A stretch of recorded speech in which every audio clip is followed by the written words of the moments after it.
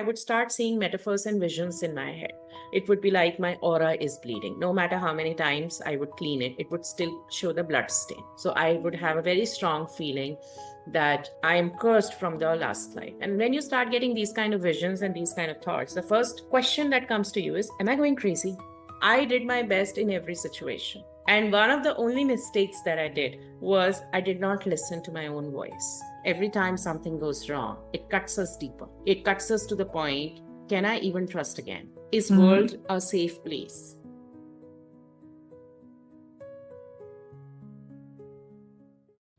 Hey everyone, it's Sophia from Sacred You. Thank you so much for being here. A quick message before we dive into today's conversation. You may have been watching the podcast videos but have not had a chance to hit that subscribe button. So if you've ever gained value from our videos, from our conversations, it would mean so much to us if you would hit that subscribe button below right now, or even just give us a like. And what that means is not only does it allow us to grow our subscriber base, but it allows us to bring in more important guests for you to listen to. And you will be one of the first ones to be notified. So please hit that subscribe button and let's get started on today's conversation.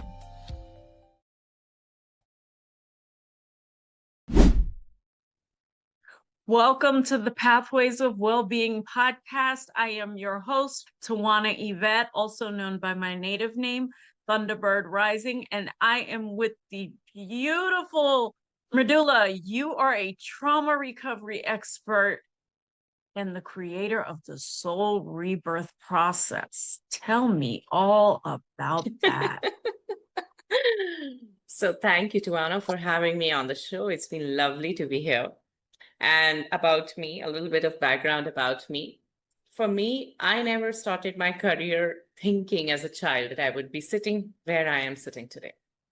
Of course, since childhood, I had ESPs or experiences, but for me, that was normal. It was much later in life that I realized that everything that I am experiencing in this timeline, it is not normal for a lot of people.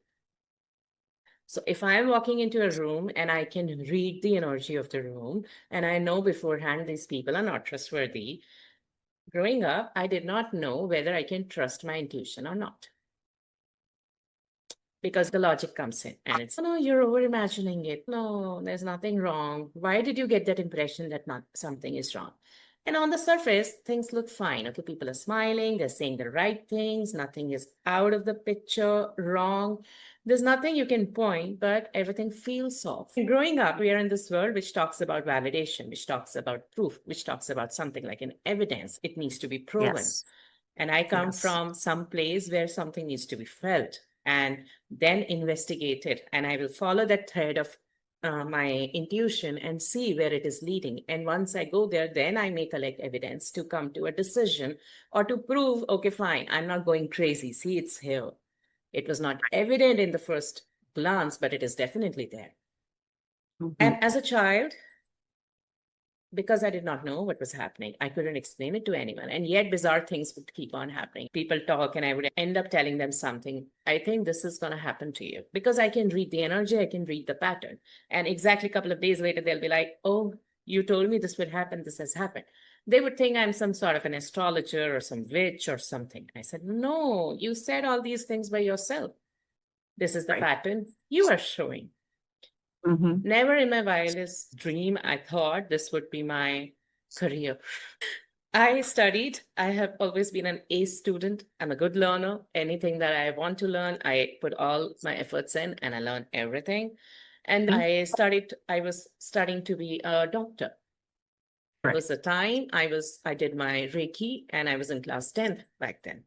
And it was purely by accident. Of course, there are no divine accidents by that. So I landed up did my Reiki, level 1, level 2, and I was like, okay, fine, this felt nice. And I was preparing for my medical and I would put the manifestation energy on the outcome that I want to be a doctor. And somehow I would always hear an echo back. Firstly, I will not be able to handle so many diseased people.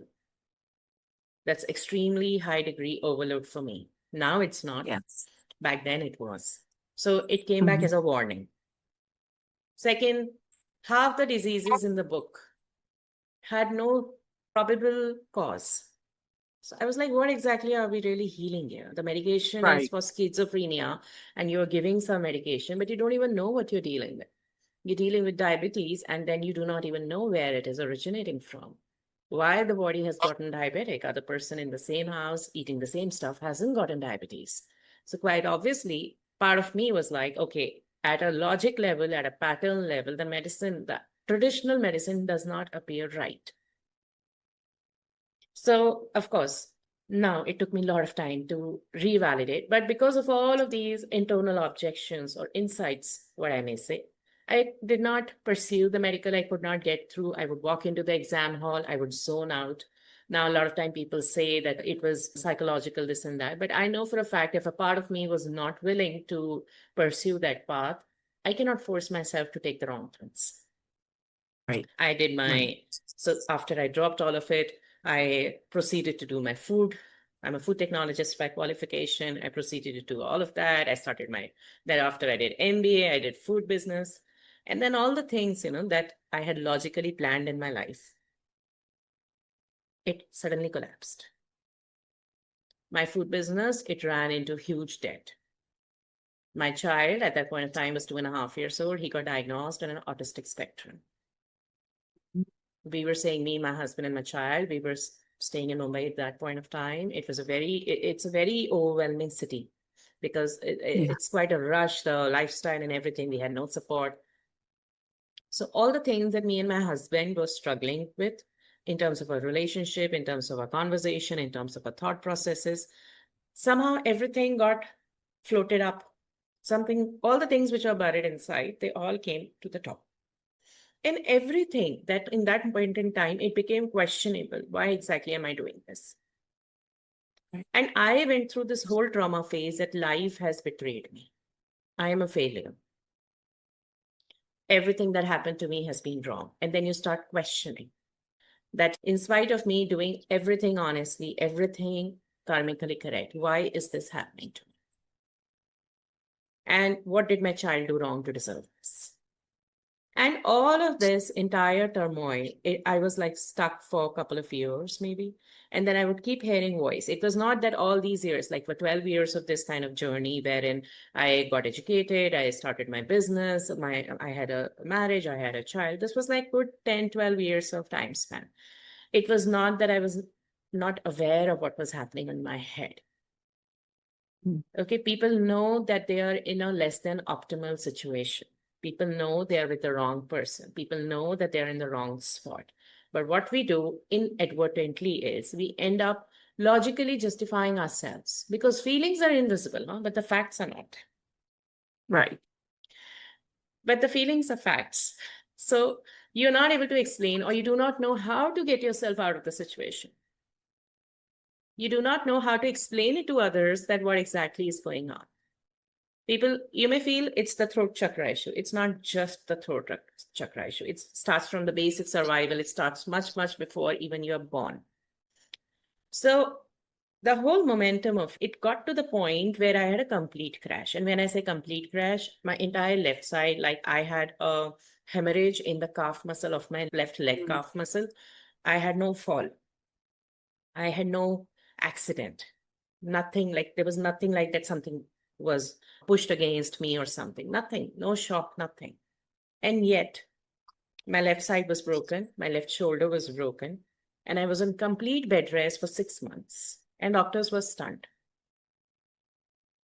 I had spondylitis. I had arthritis at the age of 33. Severe autoimmune disease-like symptoms. But on the paper, there was no autoimmune disorder. And skin complexion of mine, it darkened by 5 shades. Yeah. My hair falls were like happening in bunches. And then you go to people like doctors and all, they will tell you this is vitamin deficiency. But if you take out the report, that there is not so much deficiency that would cause such a severe hair fall. And then when you are in a low, I started from the place, okay, I need to fix these things. You go from doctors to marriage counselors to therapists, then tarot card reader, then to astrologers, then to meditation, then to yoga, then to healing, then to coaches, then to therapists. And it was just going in circles. So after I have had enough, at one point of time, through very great difficulty, I decided to listen to my voice. Everyone has internal voice. I had like very big ancient voice. I still do. And I decided to listen to my voice. And one day I just woke up. All these years, I had turned my back on Reiki. Why? Because in spite of Reiki guiding me that I shouldn't be pursuing medicine like the traditional medicine, I still got hurt when I did not get selected and then I felt betrayed. I thought it came on my ego that in spite of me doing everything, the Reiki could not manifest it for me. But I knew very well that was not the right thing. And Reiki did communicate everything to me. She did come back to me saying, this is not the right place for you. And it protected me from much more damage that would have obviously happened. So after all of these years, I came back to the spot where one day I suddenly woke up and for some reason, I knew I have to go back to energy. And at that point of time, I had already done a lot of NLP-based therapies for myself. Okay. Of course, I knew the structure of the psychology. What kind of thoughts am I getting? Why is it happening? A lot of things had diluted. A lot of things had gotten merged also. But deep down in my body, at my physical level, I was suffering. Like I remember there was one particular month in which 1 month I gained 7 kgs of weight. And I had not done anything extraordinary. I had not eaten. I was not like sleeping in. Everything, every day was exactly like how it was earlier. But in that 1 month, what went different that I ended up gaining 7 kgs? Nothing, like there was no hormonal issues. Nothing was there. And my whole body kept on giving me these symptoms after symptoms for which there would be no explanations. So I knew something is happening at a deeper level. And somehow I would start seeing metaphors and visions in my head. It would be like my aura is bleeding. No matter how many times I would clean it, it would still show the blood stain. I would start seeing black images in my head. So I would have a very strong feeling that I am cursed from the last life. And when you start getting these kind of visions and these kind of thoughts, the first question that comes to you is, am I going crazy? Yes, yes, it is.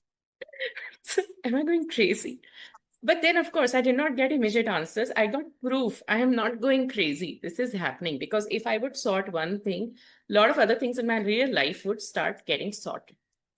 It was in the whole process that, if today I had a privilege to publish a PhD paper, I am pretty sure I can because I have a validated proof. If you change this in your timeline, then this gets changed. If you change this emotion, like one memory in your past life, not past life, even this life, if you change that, then this would get unlocked. If you retrieve this portion of your soul, a part of you which knew how to have fun, somewhere which got shattered and got splintered away, if you're able to retrieve that, you will get success in your business because you really need to enjoy your business.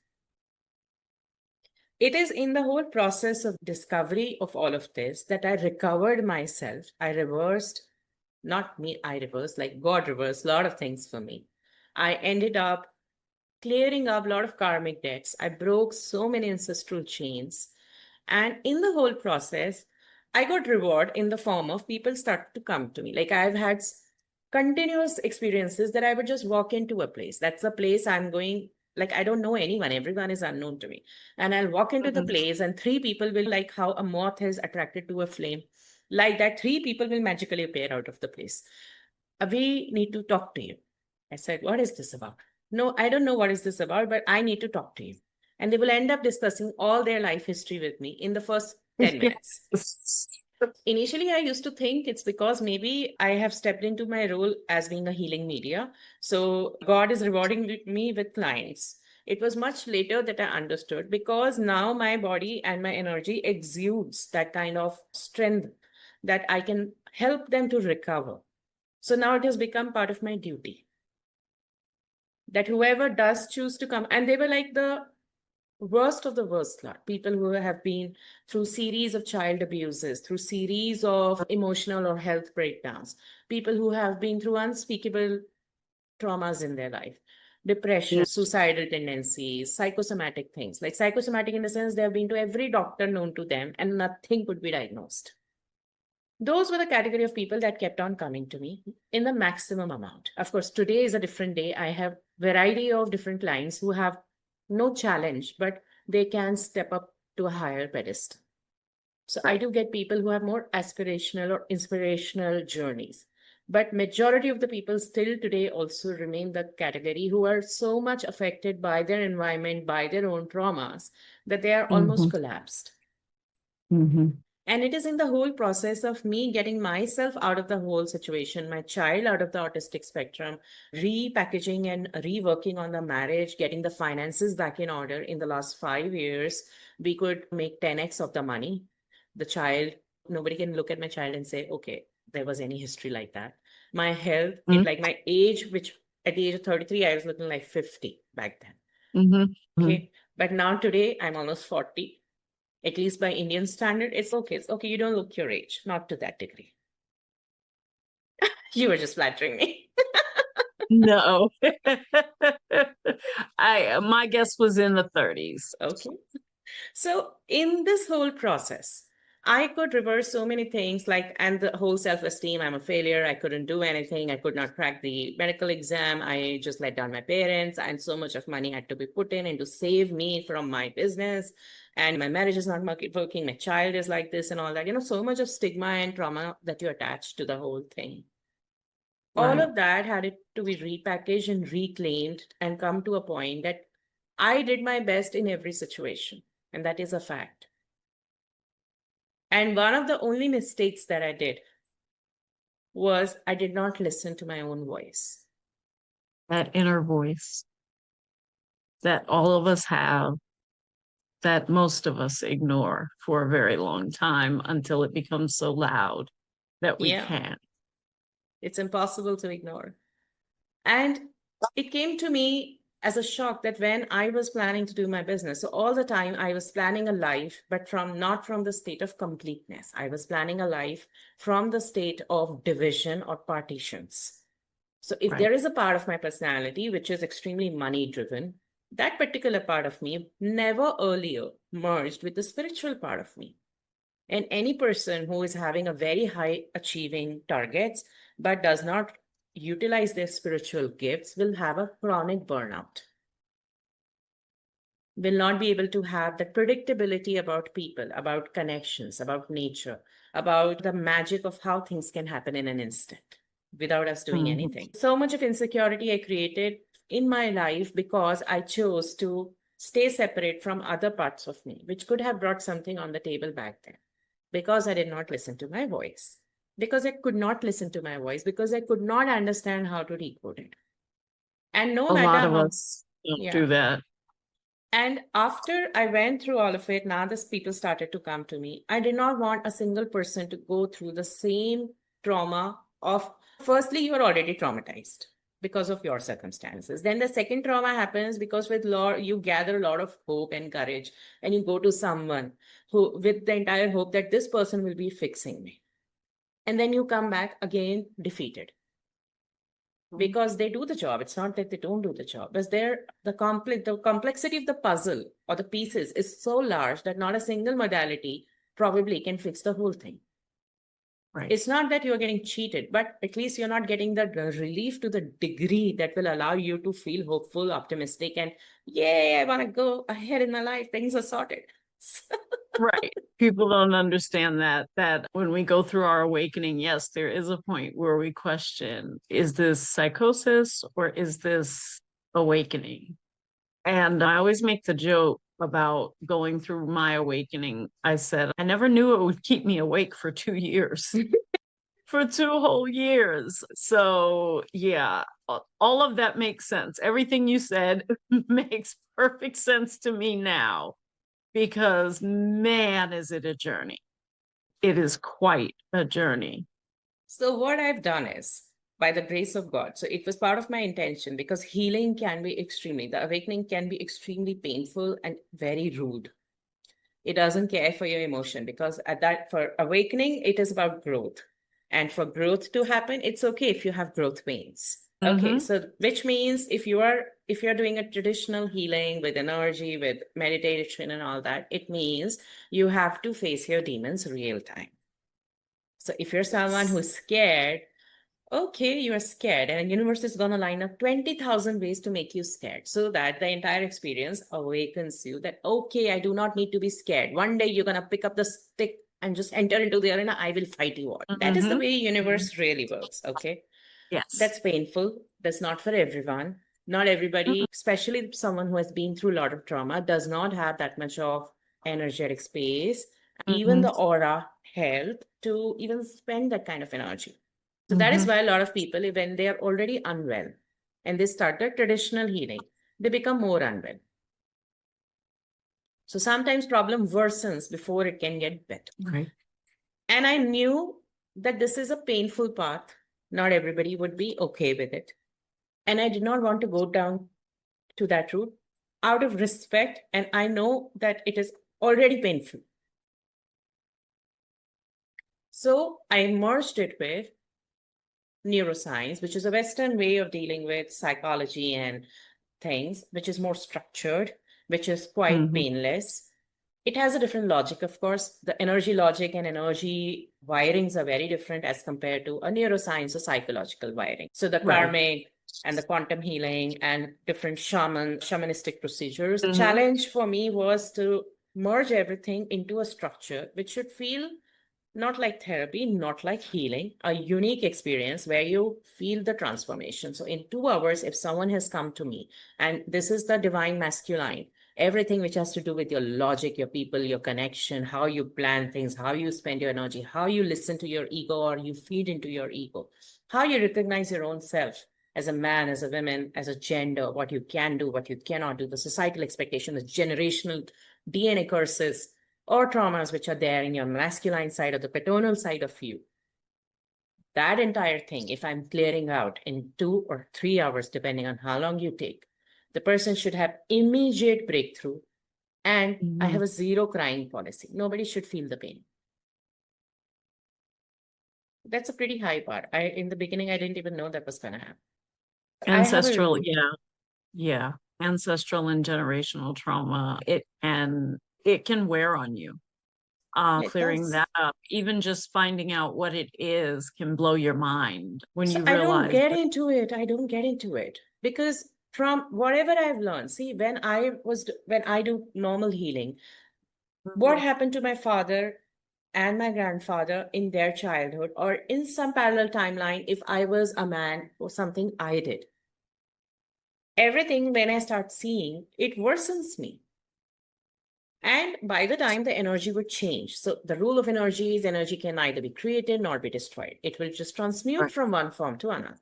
So if I'm feeling guilt or power or rage, or if I look at that feeling, look at what I did or something happened and I feel traumatized, that hurt is going to amplify before I am ready to let it go, right? But that's painful. And the rule of energy also says that if you just put energy with an intention in a certain sequence, you can program the energy and it will do the needful. So then to package it in a way so that I don't have to do someone's healing for 60 days for that person to leave that trauma behind or to heal that trauma. How exactly can I program the whole thing in a way that everything that we have done in the first session, plus the second session, the energy, the meridians, the nadis, the chakras, the entire aura, their connections to, and variety of cords that we are all attached to, everything continuously gets cleared in a propulsion method. That means I don't have to give energy again and again. It becomes a sustaining loop and it creates ripples and ripples. Oh my goodness. This is amazing. And initially, I thought, again, I was going crazy that I'm having such metaphors and I'm having such thoughts. I said, okay, I don't know if what I'm thinking or what I'm seeing is right or wrong or doable or not doable. I don't know that. Let me just do one thing. I have a client in front of me. I have already done on myself. It works. But I don't know if someone who is not into healing practices, if that is going to work for them to the equal degree or not. So I said, okay, come, you sit. So I started with my friends and family. I was not charging anything. And I was also like, okay, whatever I can do for others, I would do first. I don't want to light up the whole world and my whole house is still in darkness, because I know my whole family has a lot of trauma. So I started with my own cousins and aunts and anybody who was willing, and then I started with them. And I was like, oh my God, all of my family has got beautiful gifts. They're not even aware they've got gifts. So people who have clairvoyance, who have intuition, who can see the dead, who can communicate with someone who is about to depart and stuff like, and they were all in the zone. We don't want to deal with this. We are going crazy. We are going crazy. I said, you're not going crazy. Stop it. In as much as you need to heal your ancestral traumas, you also need to collect your ancestral strengths. Yes. Yes. I agree. I do a lot of, as a shaman and a high priestess, I do a lot of ancestral healing. And I do teach them that you don't want to just focus on the trauma, because these women in our generations were so strong. Imagine having to keep your mouth shut because they lived in a time where you could be persecuted for sharing what you know, or what your clairsentience or your clairvoyance, or you'd be like locked up in a mental facility in America. Yes, I agree. You have to do both, but you're right. It shouldn't be painful. It shouldn't be painful. It should be like a surgery under anesthesia. Yes. Yes. So opening the wound, cleaning it out, stitching it back, and you just think you were asleep for a minute. Boom, you're done. 16 hours later. Yes. So I packaged the whole thing, which I now call a soul rebirth process, because as you are healing the trauma, you also have to retrieve all pieces of you that you lost on the way. The parts which were hoping that things would be fine, the parts which were scared by whatever was happening, the parts which knew how to trust and love and make initial connections and all. So all those parts which were broken and their counterparts which were strong, everything you have to stitch up together. You have to reclaim your own self. And that whole thing, which otherwise would have taken years and years of practice, self-healing route, it got condensed into 24 hours.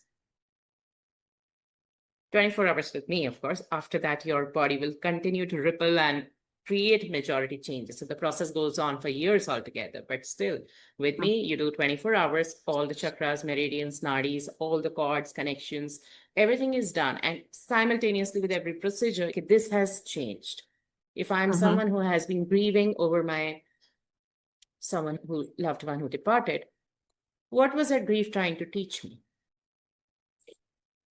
For example, in my understanding, so far my understanding, the healing for grief is complete when you look at all the memories that you have with that person or with that dream or whatever you lost, and you feel grateful. You don't feel like a hole has appeared in your heart. Sadness, or that heaviness in your heart, or that burning in your sacral, the heaviness in your incomplete, the powerlessness, or paralyzed, I'm alone in the world, or I will not be able to make it without you, or betrayal in your heart chakra. How could you do this to me? How did you leave me in the between? Or maybe the entire thought that if I had done this, then this would have happened. So the self-blame and the thought process, nothing should come. You look at the entire time you've had with the person, and you grow as a person to know life gifted me with someone. And that person gave me such a beautiful memories, lessons, and everything. And I wish them all the best wherever they are in future, whichever plane, whichever way. I wish them all the best. May they have further blessings in their future lifetimes. Of course, you will miss them, but you will not feel incomplete or handicapped. No. So that should open an avenue for you to love again and to find someone again and not be stuck in that grief. A lot of people, they lose, like maybe it's just a breakup. Maybe somebody actually didn't die, or maybe it was just a divorce.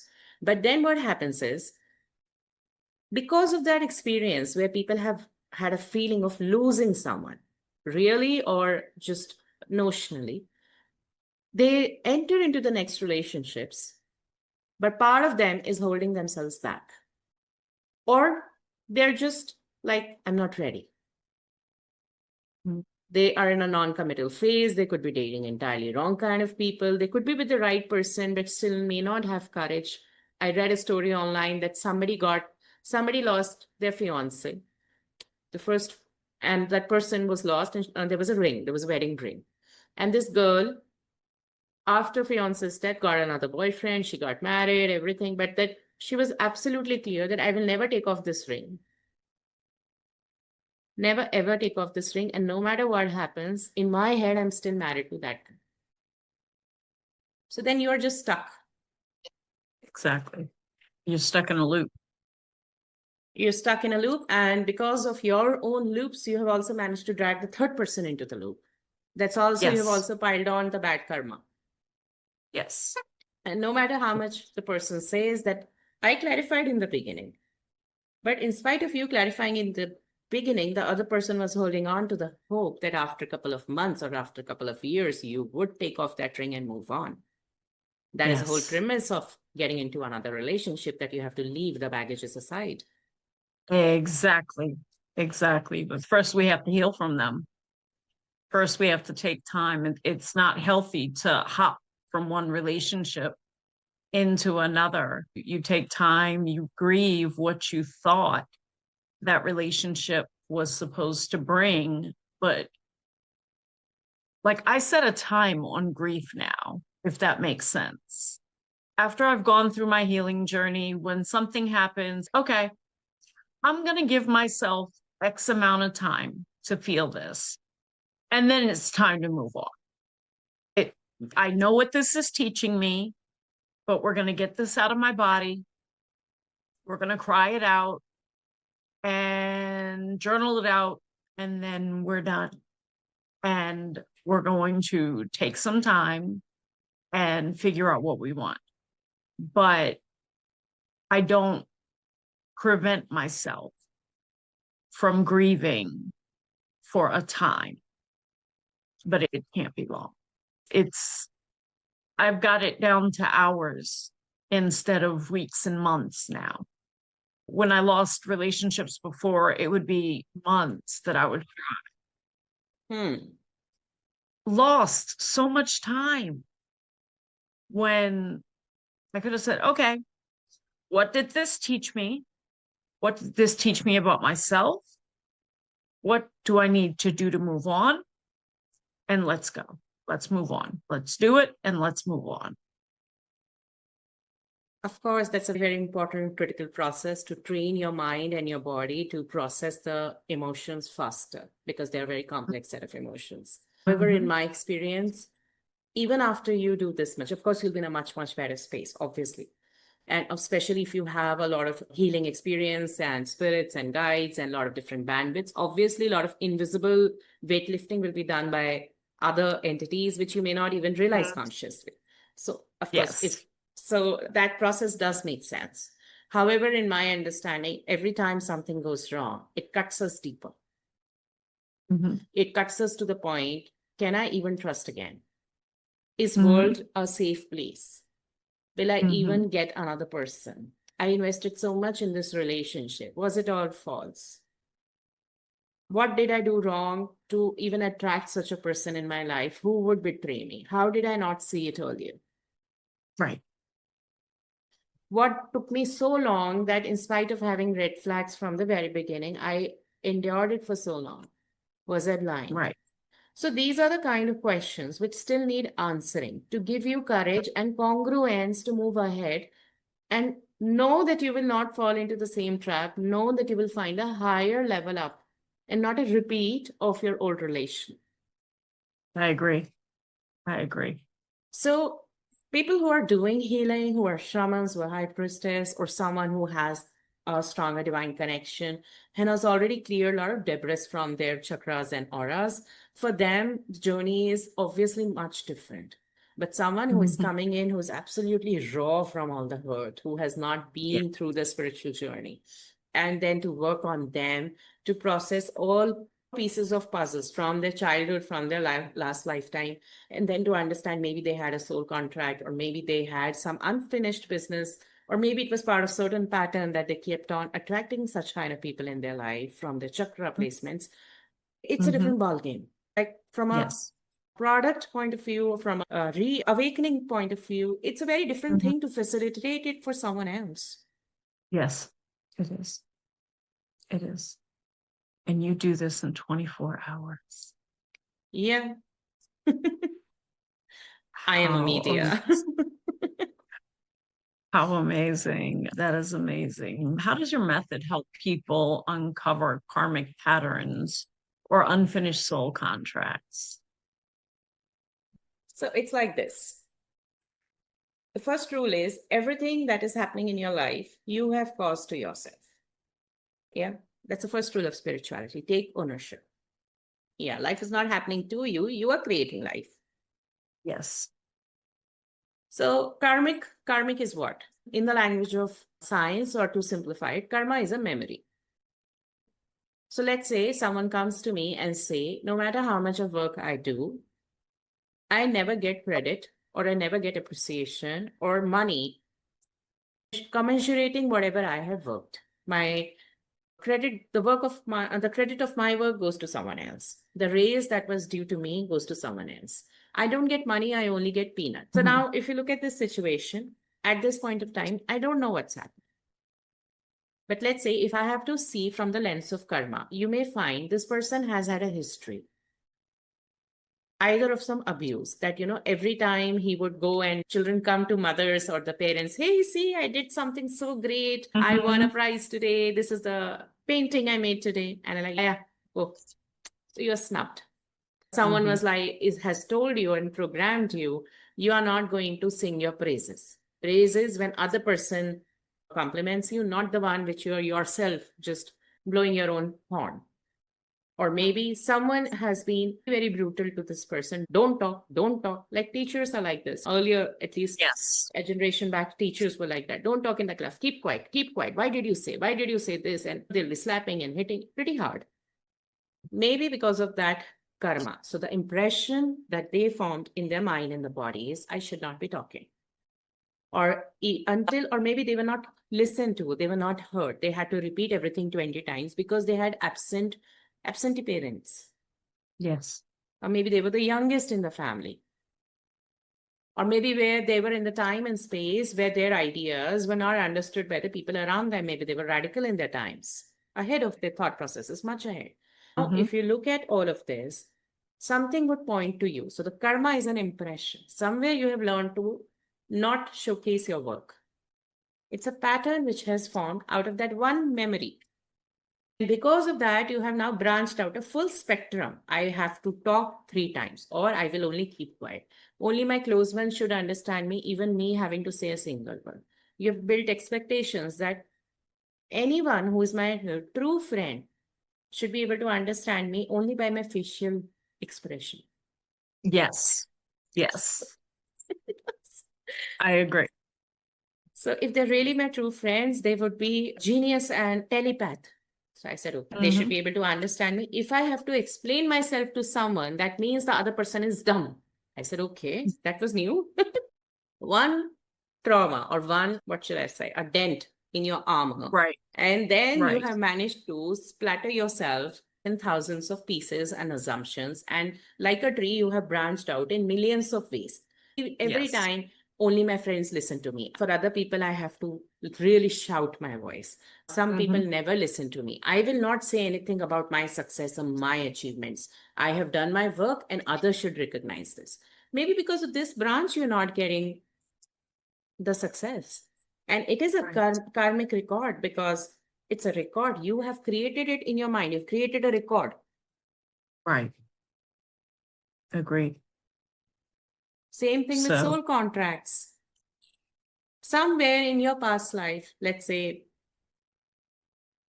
you loved someone and the person did not love you back.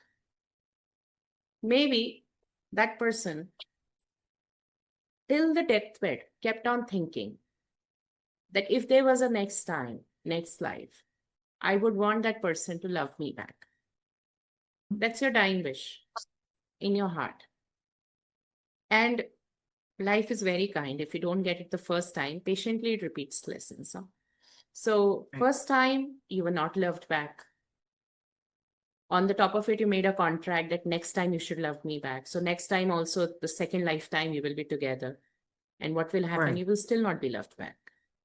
That is a Exactly. lesson you need to learn.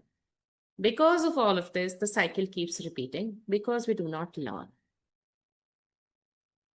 Until we stop it. Until we stop it, correct? So the responsibility comes back to us. We can point fingers, we can blame. Of course, up till certain age, you are dependent, you're vulnerable, you need protection. Yes. And if world has failed you, then somewhere in your life, when you have grown up, then you will be able to do something about it. Yes. So people Absolutely. who have been through hell as children and they have grown up, even they don't even remember what has happened. I understand that. Or they have very severely blocked it. Nobody wants to open a wound which is filled with so much of hurt.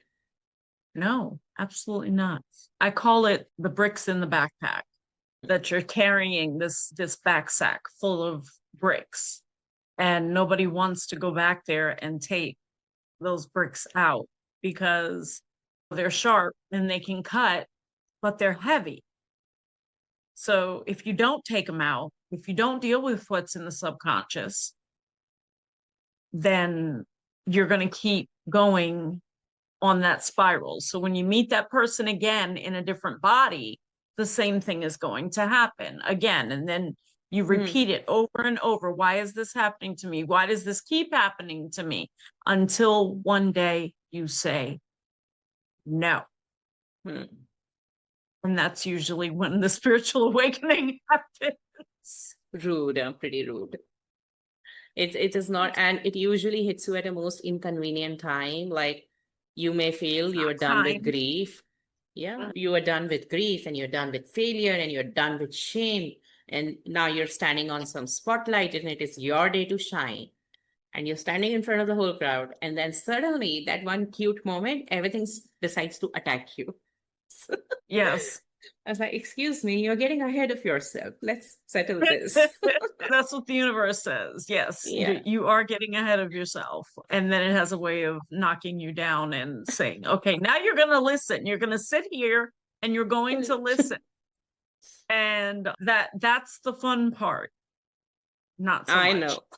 That's the fun part. But what's beautiful is us coming out from the other side of it. Yes, of course. Accepting, loving ourselves wholly, fully, and completely.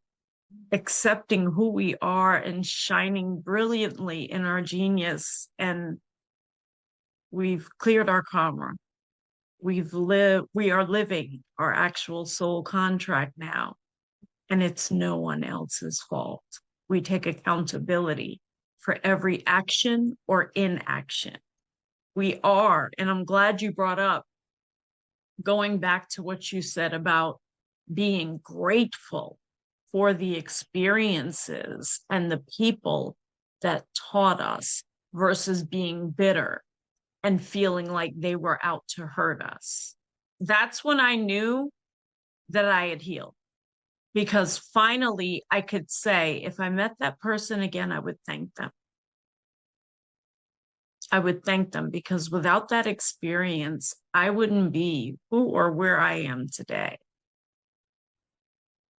So you get to that point to where it's like, you no longer wish the person bad in the beginning, you're angry or whatever. And you get to that space to where it's thank you. Thank you for teaching me that. And now I can move on. And now when I meet that same person on that spiral of life, I can move to the side. And discern. And no, thank you. I've learned this one. Thank you. I've seen this movie and I know how it ends. No, thank you. So you are absolutely brilliant. And I love what you do. So everyone, please check her out. The links are going to be in the comments underneath this video.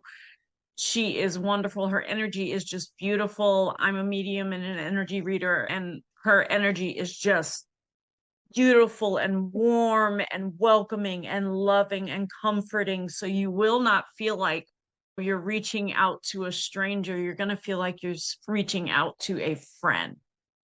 Thank you. Thank you so much, Tawana. I am so grateful to be on the show. And I do want to connect back with you and know more about the shamanism. Of course, a lot of things came to me and I don't know the words for it, but I would officially want to have a better discussion for technical purposes, for connecting, and of course, to bathe in some sacred energies together. It was absolutely delighted to be here.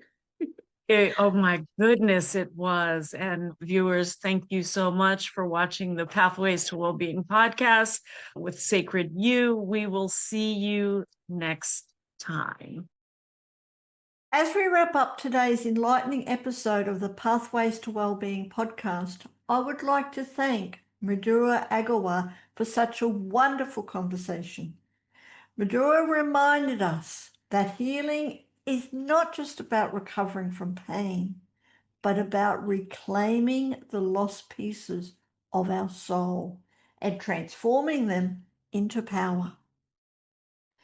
If you would like to explore Mridula's work further, be sure to check out her groundbreaking Soul Rebirth process, a 24-hour healing journey designed to help you clear trauma, recover lost soul fragments, and activate your higher self. You will find all the details in the links below. And at Sacred You, we are committed to creating a space where women from all over the world can support, uplift, and empower each other. Visit our website and check out all our upcoming workshops, events, and community offerings. We are at www.sacredu, that's the letter U, .love. And as always, if this episode spoke to you, please subscribe to our podcast, share it with a friend, or leave us a review. And as Mridula shared, healing isn't a linear journey. It's a soul-level recalibration. Your journey to energetic clarity and emotional freedom is already unfolding. Until next time, stay grounded, stay inspired, stay connected, and keep walking your pathway to well-being.